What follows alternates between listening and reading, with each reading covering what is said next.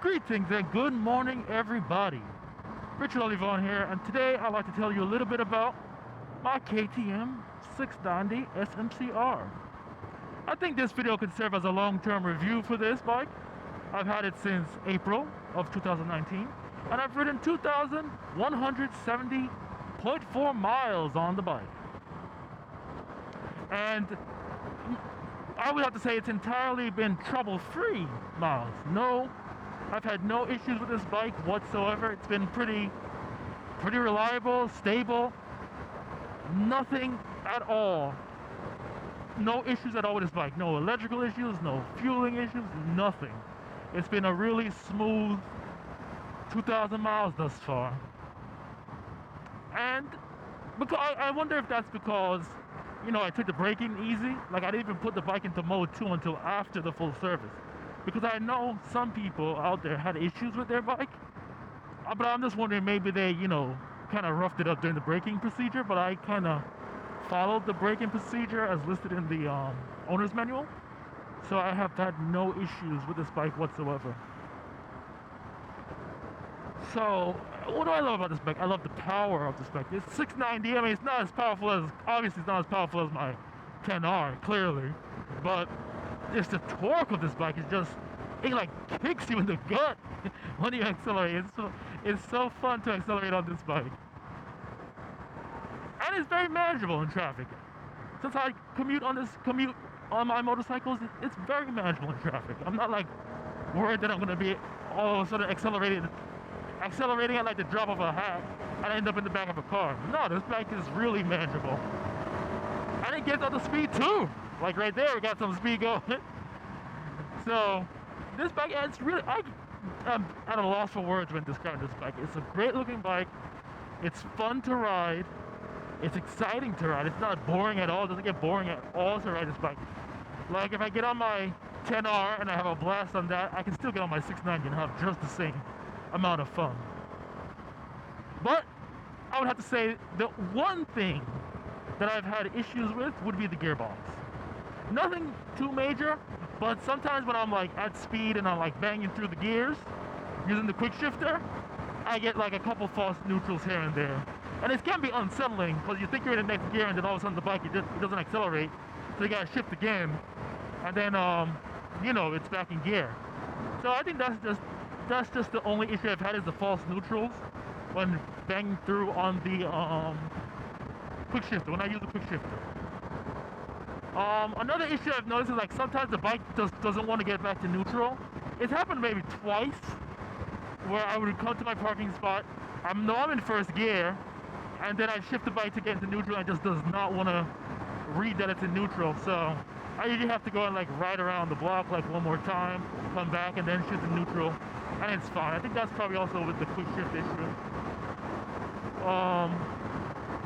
But yeah, that's really the only issue I've had with this bike. If they can maybe, I don't know, release like an update or something, maybe an ECU update, it could probably fix those two minor issues, which absolutely take away nothing from the enjoyment of this motorcycle. So if you're out there and you're looking for a bike, to go commuting in, and you don't want to get like a 650 or anything like a naked bike, or maybe you're thinking about getting a leader bike to commute. Well, let me tell you something. If you're going to commute on a leader bike, make sure it's not your first bike. If you want a first bike to start on, I think this bike is excellent for new riders. It may be a little torquey, but for a new rider, but I think you could handle it. Just keep it out. My advice to a new rider would be to keep it in mode 1 until you're absolutely comfortable. Then kick it up to mode 2. And then after that you can take off the ABS and the traction control. But I leave the ABS on. I normally leave the ABS on, but I turned the traction control off a couple of times. But in order to turn traction control off, you do need to have the dongle. That you have to have installed at the dealership. So I had that done. And so it's been going great. I see a cop out here. He just pulled out hardcore. Highway patrol. What's he up to? He pulled out fast. He's gonna go catch somebody. Oh no, it's not me. I wasn't speeding. 66. No sir, that wasn't me. What's he doing? He's going very slow. Maybe he thinks I'm on a dirt bike or something. Oh no, he's gonna get to his position so he can catch people who jump in the carpool lane. Yeah, maybe he thought I was on a dirt bike. I don't know. Whatever, it ain't bothering me now. But it looks like he just was getting into position to catch carpool violators. I mean, that's an easy ticket for them because people do it.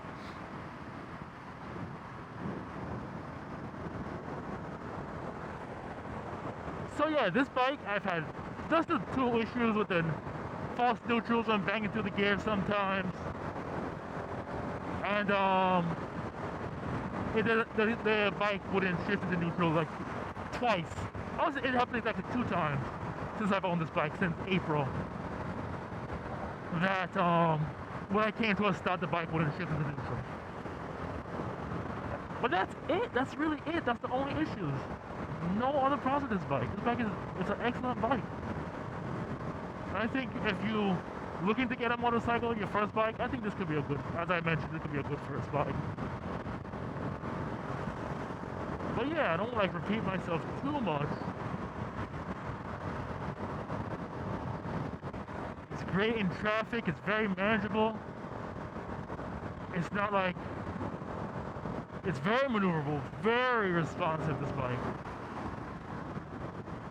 And it's just a lot of fun. Like, if you've never ridden a supermoto, I definitely think you should try one. I mean, you could either build up a supermoto from a dirt bike, or you could get something like this. And now the advantage of getting a bike like this is that with dirt bikes, the maintenance is crazy. It's in hours and not miles. So your scheduled maintenance on a dirt bike is a lot more frequent than a road going bike.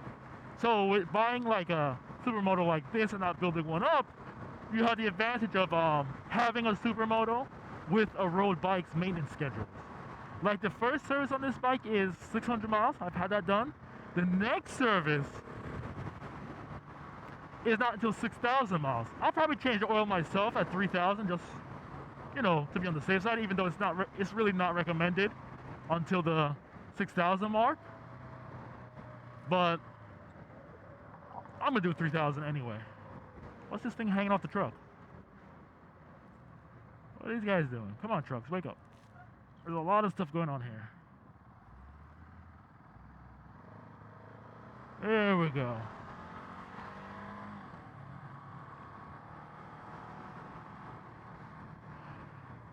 Oh, come on, people. Yeah, so that's another advantage of buying like a supermoto instead of building one. You get the maintenance schedules of a road bike. And yeah, so that's one less thing to really worry about.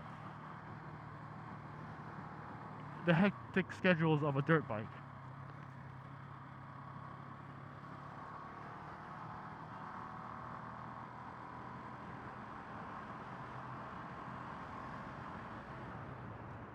And I think that's all I'm really gonna say right now for this bike. It's amazing. It's been great, especially coming back from a hit and run. I think it was a really good purchase, this bike. Instead of getting another like sport bike or a naked bike even. I love naked bikes, but I want something a little different this time around. Get back to my roots of motorcycle riding. Because I started on dirt bikes, so this is kind of the same form and function as one of those tall like them. So yeah, KTM 2019 690 SMCR. It's an A+ for me. Well, A+, yeah, I give it an A+, even though it had a couple of issues. I think it still managed to make the grade. It's more like a 98, I would say. Yeah, it's a 98. That's an A+. We could give that A+. Why not?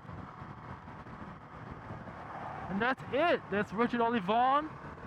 Everybody out there, have a great day, night, evening, whatever. Keep it positive and peace.